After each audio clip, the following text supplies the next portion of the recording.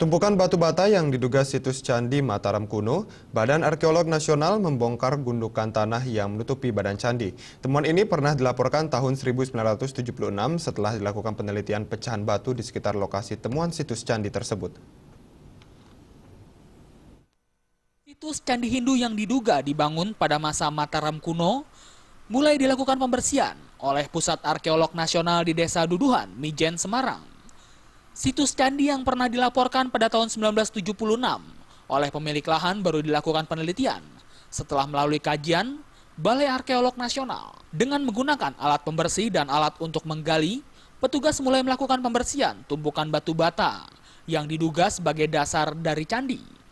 Beberapa pecahan batu bata yang sudah mulai rusak dikumpulkan yang nantinya akan dilakukan rekonstruksi kembali. Selain menemukan struktur dasar candi, masyarakat sekitar sebelumnya juga pernah menemukan arca candi yang saat ini diamankan di Museum Ronggowarsito, Semarang.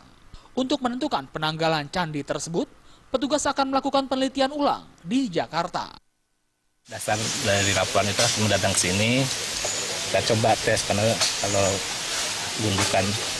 gundukan bata itu kami curiga memang di situ ada bekas sandi gitu. Dan kegiatan kami di sini hanya membuktikan informasi tadi dan sekarang kita melihat bahwa memang masih ada beberapa struktur candi yang tersisa di wilayah Duduhan ini.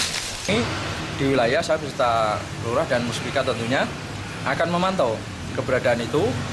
Ya paling tidak kita menjaga keamanan wilayah itu karena tidak menutup kemungkinan dengan berita yang ada kemudian banyak orang baik dari Mijen maupun di luar Mijen yang berduyun-duyun entah itu mencari batanya atau batunya. Adanya penemuan situs candi di kawasan Mijen, Semarang, pemerintah daerah setempat akan melakukan pengamanan. Jika temuan tersebut benar situs candi dari masa Mataram kuno, pemerintah daerah akan mengusulkan untuk dilakukan rekonstruksi kembali untuk candi tersebut. Dari Semarang, Jawa Tengah, Heri Riana melapor.